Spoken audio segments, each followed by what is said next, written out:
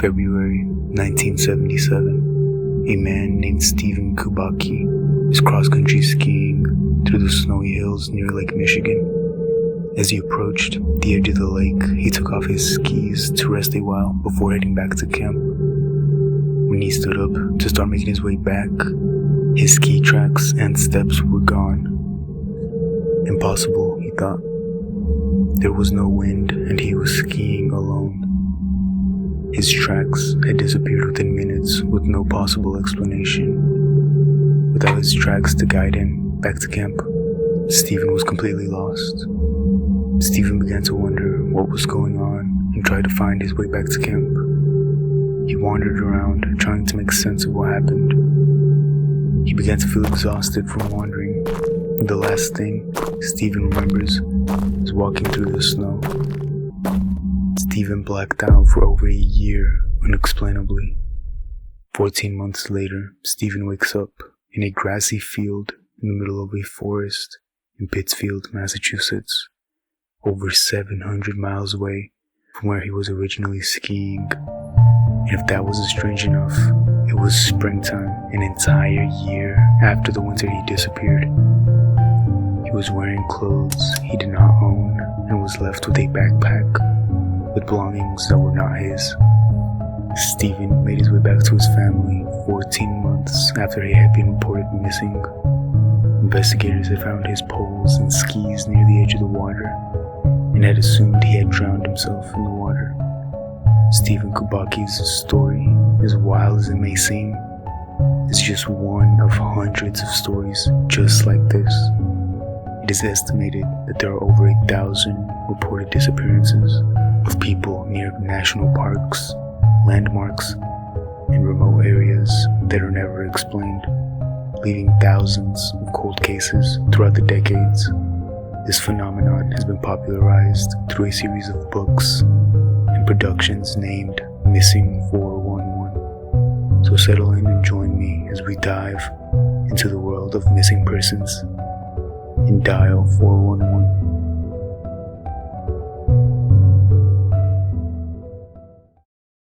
Missing 411 is a series of books created by a man named David Paulides, a man who spent his career in law enforcement, primarily in Northern California.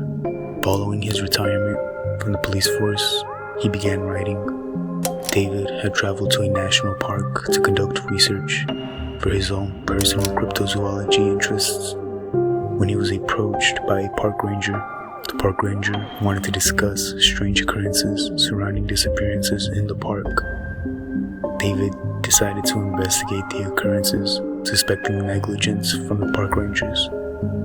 But surprisingly, the investigations yielded strange results that defied logic and conventional means. Shortly after, David increased the scope of his investigation and discovered a series of unexplainable disappearances worldwide. What makes this phenomenon so intriguing is the patterns observed. People go missing in national parks and remote areas all the time. They wander off the trail, get lost in caves, or get attacked by wild animals. Eventually, the people or their remains are found, unless they can be grouped into the missing 411 phenomenon. Similar to the first case mentioned in the opening, some of these missing cases have conditions that cannot be explained, waking up in locations far from their reported disappearance with no memory, wearing unfamiliar clothing, and in possession of unfamiliar belongings. Before we dive into some cases, we should look at some of the patterns observed in this phenomenon. The first pattern is that these disappearances are almost exclusively in nature, more specifically in remote areas and heavily wooded areas like national parks. The terrain in the wilderness can also make searches very difficult. The next pattern is sudden weather changes. It is worth mentioning that these disappearances were followed by or happened during drastic, unexpected weather changes, such as sudden storms or unexplainable temperature drops. A few are reported in clear weather, but suddenly change after the person has disappeared. Next is the disorientation and unreachable destinations. Many of the cases where the individual is found again involve them being found in locations that are very hard to reach physically or very far from where they would ever go. They are also usually disoriented and have a sense of lost time, with zero memory of what happened during the time they were gone. Next is unusual outcomes. Sometimes a person is found in an area that was extensively searched and could not have been missed. Also interesting, sometimes they are severely injured or have conditions and ailments they did not previously have. Next pattern is the hot spots pattern. It is also worth mentioning that certain areas have significantly higher concentrations of these unexplained differences, especially national parks and mountainous regions. Next is the missing children pattern. A significant number of these cases involve young children under the age of 10 disappearing with little to no trace, miles away from their family. The children who do remember things often recount hearing and seeing strange things. The next three patterns can be explained together since they involve the missing person. In some cases, where evidence like backpacks or clothing are left behind, they are left in strange instances, like hastily thrown, or in locations the owner would not put them in, like high in a tree. Some of these cases, where the body is found dead, have no apparent explanation for death, which may sound mundane, but is actually quite interesting. They are not starved or injured, but simply dead with no explanation. And in some cases, where a person disappeared from a group, the person was reported to be acting in a very unusual way, such as being agitated, in fear, or behaving erratically, and even running off. The final pattern that is very interesting to consider is that in most of these cases where law enforcement was involved with a search, dogs were brought in to track the missing person, but in these cases the dogs were not able to track the scent, meaning the person disappeared under strange circumstances. Tracking dogs have very strong and powerful noses, bred to track, and for a dog to not be able to track is very interesting considering scents get stronger closer to the source. This pattern also added immensely to the paranormal speculation surrounding Missing 411. Now, we can begin exploring some cases in detail. The first case we will be looking at is the disappearance of Dennis Martin. Dennis was a 6-year-old boy who went missing on Father's Day on a camping trip with his older brother, father, and grandfather. The Martins were visiting the Great Smoky Mountains National Park, which borders Tennessee and North Carolina. Dennis went missing at 4 in the afternoon on June 14th, 1969 in broad daylight. The last time Dennis was ever seen was by his father, who saw Dennis run and hide in a bush with other children they met hiking the trails. Dennis and the other children were planning to jump out and surprise the adults. Once the children jumped out and surprised the adults, Dennis's father noticed that Dennis was not with all the other children. His father quickly became concerned and began looking for Dennis. Dennis's father began running down the trail and calling out to Dennis, running about 2 miles in total. The Martins and the other family they had met on the trail began searching for Dennis, hoping he was nearby in the brush. No results. After a couple of hours, the National Park Service rangers were notified. Shortly after, Dennis had disappeared. A sudden storm surged. It rained 3 inches in a couple of hours, and the temperature in the area dropped to nearly 50 degrees Fahrenheit in the middle of June. Following the disappearance, there were multiple search efforts in the area, including the park rangers, the National Guard, and even Green Berets. The first day of the search involved heavy rain, followed by a heavy mist for a couple of days. By June 22nd, over 22,000 square miles had been covered by the search, and over a month later, by September 14th, the search was closed completely.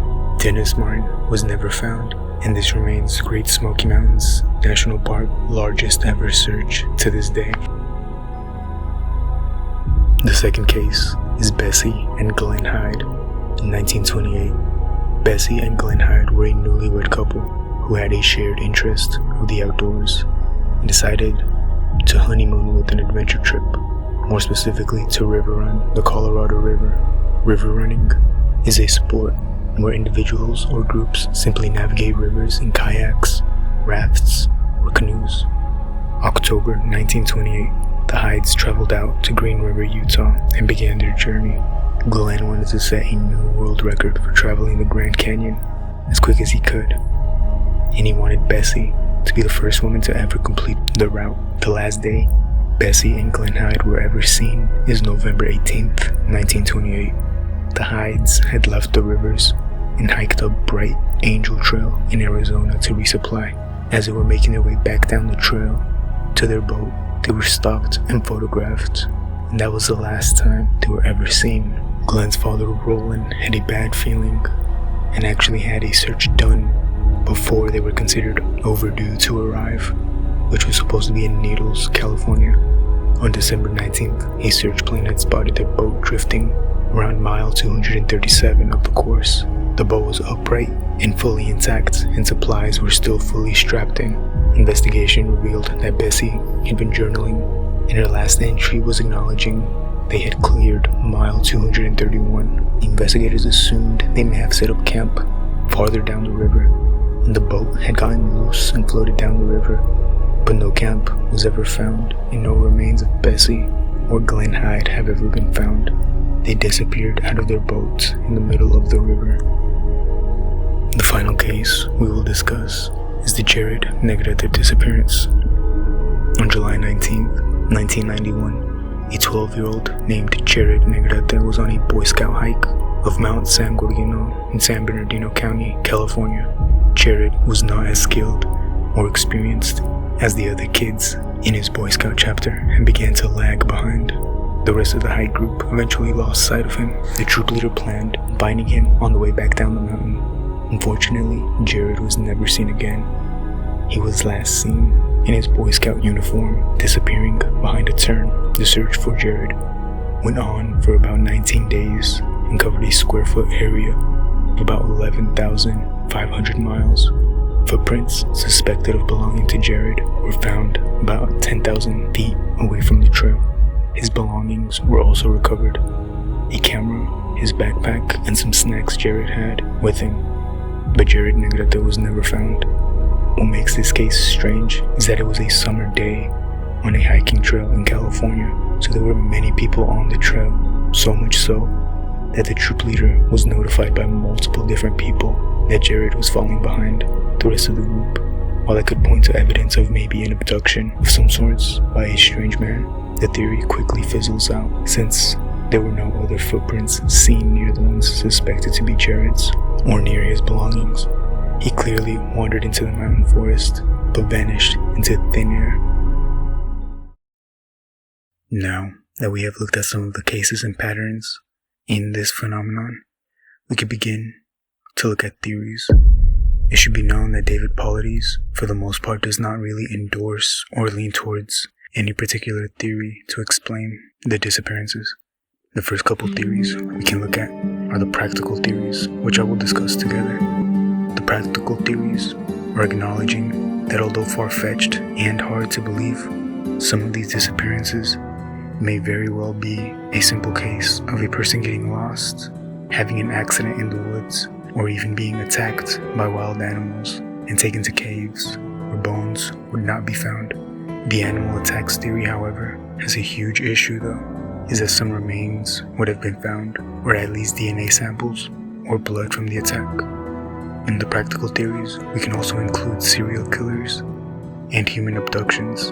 It's a bit hard to believe, since tracking dogs would have definitely been able to pick up scents, but it is still very much a possibility that there are individuals living deep in remote areas or off the grid who picked people off who were vulnerable and alone. The next group of theories we can discuss is the psychological theories, and in this group we have the possibility of mental issues. It is entirely possible that some of these individuals had mental issues such as amnesia, dementia, or or dissociative episodes, which can cause them to wander off and become lost, and also have no memory of what happened when the episode wears off. These theories give credibility to why these disappearances may happen, but again, they are not solid since some of the cases did not have any history of mental health episodes before or after the disappearance. The next psychological theory is that some people purposely wanted to escape. The theory states that some individuals either committed suicide or hid themselves, or maybe even arranged to abandon their old lives and begin their lives in new places. The adults who are never found definitely can fall into this category of explanation, but it does not explain the children who disappeared, since the majority of children would not be suicidal or want to start a new life. Now, we can begin to dive into the really interesting theories you probably want to hear. To start off, we can look at the geological anomalies theory. This theory is based loosely on scientific and psychological explanations, but some people believe that certain locations on Earth may have different properties, anomalies in the environment and the geology. Some people theorize that the individuals who disappeared may have stumbled into these anomalies or had their behavior affected by the anomalies. What exactly am I talking about? Anomalies. Specifically, some people theorize that there are places on Earth that the laws of physics do not work or simply glitch out, maybe through magnetic faults or electromagnetic disturbances. People suspect that it is possible for a human's brain and behavior to be affected by the energetic field around them, or in gaming terms, they glitch out, or no-clip, out of our plane of existence. The next theory we can explore is the government or military intervention theory. The theory dives into other conspiracies to explain some nuances, but some people suspect that individuals who disappear may actually be purposefully targeted by secret operations and cells within the government for experimentation, like MKUltra, or even for medical experimentation on humans and disposed of in secret. The US military is no stranger to conspiracy theories and speculation, so it is with no doubt they most likely have secret facilities or hidden bases in remote locations. Another part of this theory actually suggests that missing individuals stumbled across things they were not meant to see from the US military, and were not allowed to be a loose end and possibly a whistleblower. The final theories can be grouped into the paranormal theories and is probably the most interesting to you. The first theory is the Bigfoot and cryptids theory. You most likely know of Bigfoot, but if you don't know what cryptids are, they are creatures suspected to be real and even have supernatural abilities, but have never been proven to be real. Most of this theory is based on lore and niched information regarding cryptids. For example, Bigfoot. Alien conspiracy theorists believe that Bigfoot may actually be related to aliens, and that would explain why he has never been caught, because Bigfoot does not actually live on Earth. He is dropped off and picked up by aliens, possibly abducting individuals in forests, never to be seen again, which would also explain hotspots for disappearances around certain landmarks or national parks. They may be where a cryptid lives. The next theory, which builds off the cryptid theory, is aliens. Because of the bizarre nature of some of these disappearances, people automatically assume aliens or some supernatural forces we cannot explain, and it actually does have some merit to it. The most basic explanation is that some of these missing individuals were simply abducted and taken to space or experimented on by aliens, only to be returned or disposed of when the aliens were done, which would explain the clothes and belongings being different or handled unusually. This theory also explains how some disappearances happen and leave not a single trace behind. The next theory is one of the most interesting to me personally, and it is closely related to the geological anomalies, but it takes a different turn. The theory is that missing individuals stumble across portals. The theory is pretty much speculation, since no such thing has actually been proven or discovered most likely, but some people believe that portals open up on Earth or in a spiritual plane, that an individual on Earth can step into and can venture into other dimensions or parallel universes and even time-traveling portals. This is very hard to prove and is completely speculative, but it is fascinating to imagine a portal appearing to a person lost in the wilderness and taking them to another world. The final theory is the shadow people theory. This theory ties in heavily with human spirituality and even with a cryptid phenomenon known as the shadow people. The theory states that there are evil spirits or demons that can manifest in and out of our physical realm at will. The theory suggests that individuals who stumble across a shadow person are at their mercy and are powerless to leave or fight back. They become possessed or are taken by the spirits. The cryptid, known as the shadow people, is two different types. One that lives and haunts people in their homes, which is similar to the Hat Man, and the second is more commonly known as Dark Watchers, which is a phenomenon seen on mountains and in the wilderness, which is basically men with no noticeable features and in black clothing watching people from a distance, only to disappear in the blink of an eye and never be approachable or reachable. The theory believes that they may appear when they choose and may interact with people alone, but they are very elusive and most likely very malicious. That concludes the video. Feel free to let me know what you think of the video down in the comments, or if you have your own story and theories, feel free to like the video and subscribe to me if you enjoyed. Thank you for watching Psychosis.